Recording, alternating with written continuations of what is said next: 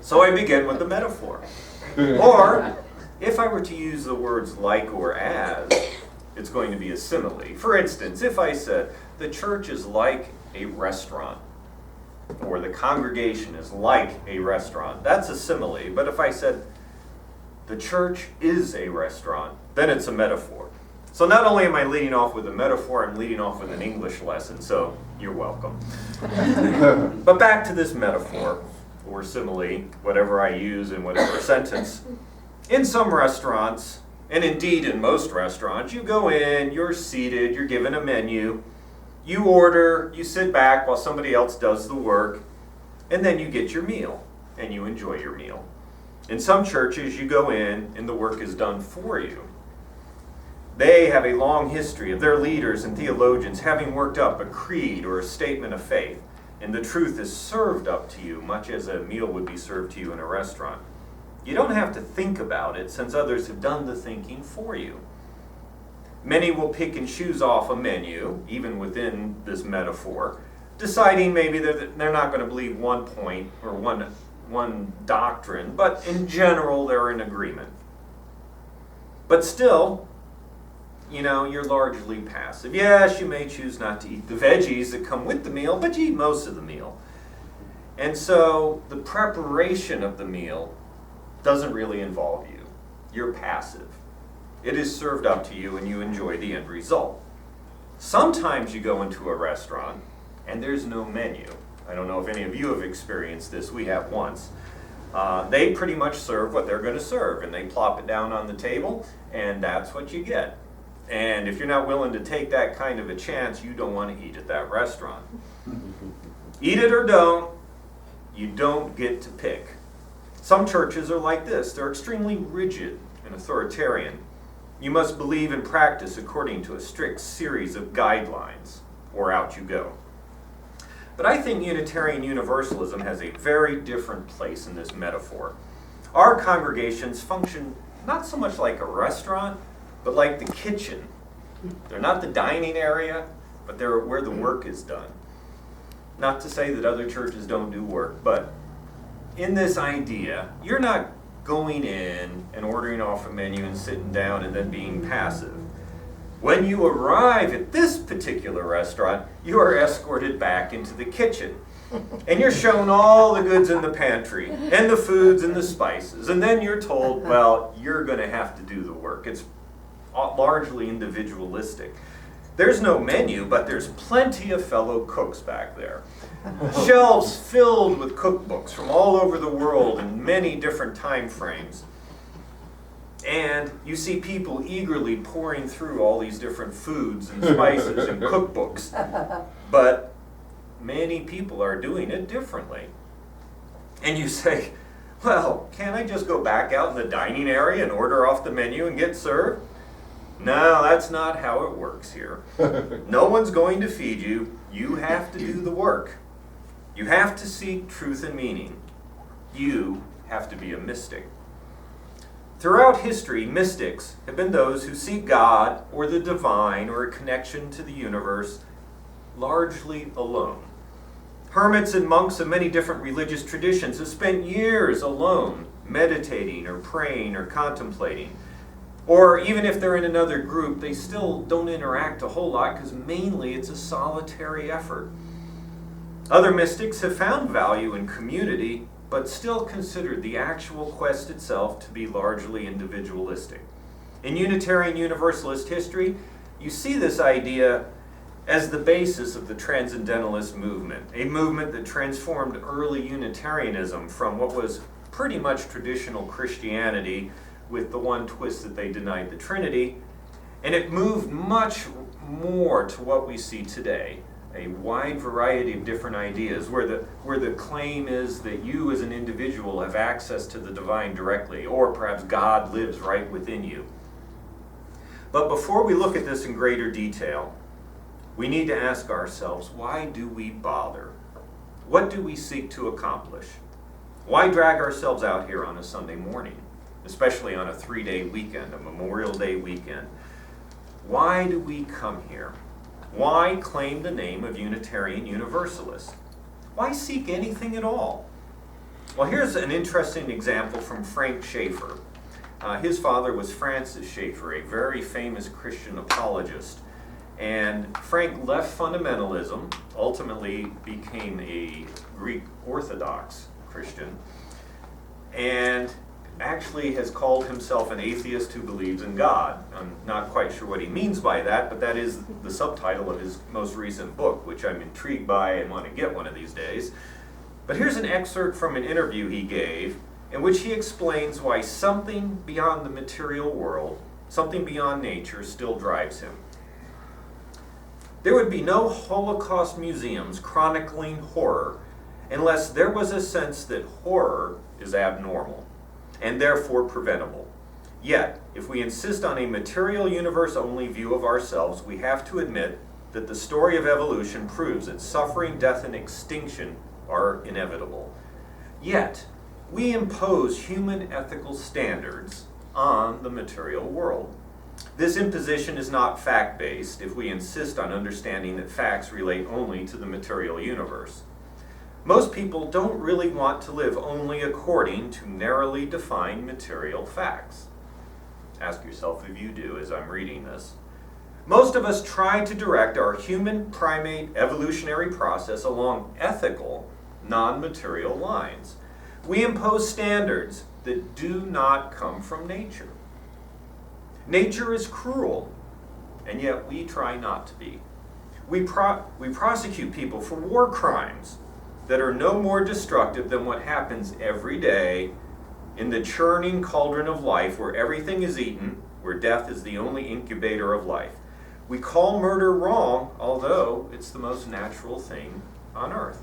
We've decided to let an imagined utopian ideal, a future Eden, if you will, rule our present, despite this being a spiritual, non-material universe-based choice that flies in the face of natural selection. We impose ethics that exist only in our heads, not in the material universe. We are part of nature, yet we have decided to be nicer than nature. There would be no war crimes, trials, unless our ethically evolved selves question the method of evolution itself. In other words, we can look out at nature and we can see harshness, we can see death. Life comes from death all the time. And yet as humans, we struggle to be nicer than nature. I like that phrase. We struggle to be nicer than nature. To Frank Schaeffer, there's something beyond the natural world that drives how he lives. To him, these ethical standards come from somewhere else, not from evolution, not from nature. He seeks it out in his life and he feels it's foundational for most people, but he does have a lot of doubt about what this actually is, and he avoids making absolutist claims. He is a seeker, and this passage probably resonated with a lot of you. Most everyone who attends here is a seeker. And you do so because you're seeking a world filled with something better than this eat and avoid being eaten type of life that we see in nature. We want to be nicer than nature. But to what do we turn? And this is where mysticism comes in. Mystics have operated on the fringes of conventional religion for as long as there has been conventional religion. For instance, Sufis are Muslim mystics who believe that they are practicing Ihsan, the perfection of worship, as revealed by Gabriel to Muhammad. Worship and serve Allah as you are seeing him, and while you see him not, yet truly he sees you. It's very individualistic and a mystical experience as they seek to commune with Allah. Christianity has hermits, a long tradition of people who would go and live off by themselves, seeking God alone. Buddhism has monks. Hindus have yogis who spend great lengths of time alone in prayer or meditation, seeking divine connection as individuals. Mystics believe the individual can connect with God as individuals. If this sounds familiar, it may be because you remember my talk about Ralph Waldo Emerson, who said in his Divinity School address of 1838 that the true teaching of Jesus was to listen to the voice of God within each of us and break away from religious formalism. Yes, Emerson was a mystic, and the Transcendentalist movement was a mystical movement. And to a large degree, Unitarian Universalism is a mystical movement. When we say that each individual should be free to seek truth, to seek truth and meaning without coercion or threats, we are talking about a form of mysticism. And this brings us back to this idea of Unitarian Universalism as a kitchen rather than a dining area. A mystic will spend lots of time in the kitchen exploring, trying different things, rolling up the sleeves, and working to find the best recipe possible for themselves. Sometimes a mystic finds a specific path and settles into it, finding truth and meaning in that path. It's often messy work, and it's easy for outsiders to criticize. Why not just order off the menu? Clearly, all those other cooks throughout history knew what they were doing. Why do you feel the need to go back in the kitchen? Let me tell you a story about a real example of mystics coming together and both the good and the trials that came out of such an effort. In 1894, and this is towards the end of the height of the Transcendental movement, Sarah Farmer founded the Greenacre community in Elliott, Maine. It is described by Lee Eric Smith in his book Restless Souls, The Making of American Spirituality this way. Greenacre was among the greatest sources of religious innovation anywhere in this country. And I'd be surprised if more than a handful of you have ever heard of it. It was the last great bastion of Transcendentalism, a school of philosophy and art for Emersonians and Whitmanites. It was a new thought proving ground. It was a hub for representatives of the Society of Ethical Culture, Theosophy, Buddhism, Reformed Judaism, Vedanta, Zoroastrianism, Islam, and the Baha'i Faith. It was the world's parliament of religions brought to its grandest fruition, attracting the curious and the questing by the hundreds and even thousands in these years. At Greenacre, the dream of a cosmopolitan spirituality found its flesh and blood. And cosmopolitan means a mixing of all sorts of different things together. And they were a cosmopolitan gathering of religious and ethical thought. According to Smith, all Farmer required of participants at her conferences was a commitment to spiritual openness and a respectful engagement rather than sectarian rivalry and judgmental exclusion. Sounds like Unitarian Universalism. Think about that. Commitment to spiritual openness and respectful engagement rather than sectarian rivalry and judgmental exclusion. Greenacre was a smashing success. Speakers from a wide variety of liberal religions and humanistic groups all participated. They had huge summer conferences. It was truly cosmopolitan. However, and there always seems to be a however, it seems human nature will eventually cause people to gravitate towards something specific. It's very hard to find meaning if you're always seeking and never find anything that truly resonates with you as an individual. And therefore, when you find this thing that resonates, there's a desire to go deeper and deeper into that particular path. And so much like Unitarian Universalism, subgroups appeared. There was a strong Transcendentalist group. There was a New Thought group, which emphasized meditation as a vital practice. And Farmer herself became entranced with the Baha'i faith, a Persian religion that taught that its founder, I'm going to butcher the name, Baha'u'llah, was the final divine messenger in a line that included Krishna, Moses, Buddha, Jesus, and Muhammad, among others. Farmer had found her path, one that included a final prophet. This caused some tension, as you might imagine, in Greenacre, and Farmer said, Greenacre people fear that its open, free platform is to be swallowed up and narrowed to an ism. It must be taught that only now is its freedom being assured. We are never free until we have felt the rock under our feet. Now, if this doesn't send a chill down your spine, you're not reading between the lines, because what she was saying was everything had to be built on the Baha'i faith, and all the freedom and all the cosmopolitan nature of this place had to acknowledge this one true foundation, Baha'i. So she had found her path, but she had also made the mistake of declaring that her path was the foundation. And so, as Farmer grew sickly and was ultimately sent to an insane asylum, the Baha'is, she did, the Baha'is slowly took over Green Acre. And today, rather than a site of religious cosmopolitanism, it is a Baha'i institution devoted to spreading their faith. It reminds me of the phrase in George Orwell's Animal Farm, all animals are equal, but some animals are more equal than others. You can't say all religions have validity if you're then going to turn around and say, but ours is the most valid, or ours is the foundation.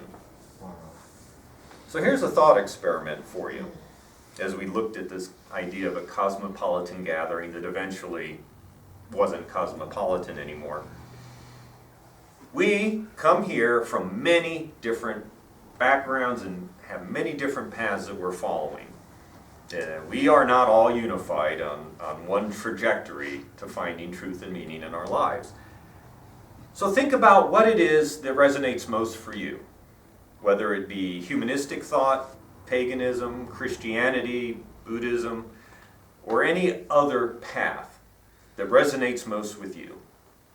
And if you have one, think about that for a second, and then ask yourself, if in Tullahoma, or even better, in whatever town you live in, so you don't even have to drive as far, because some of you drive quite a distance, what if near your home, rather than just this congregation, there was an institution devoted to that particular path that resonates most with you?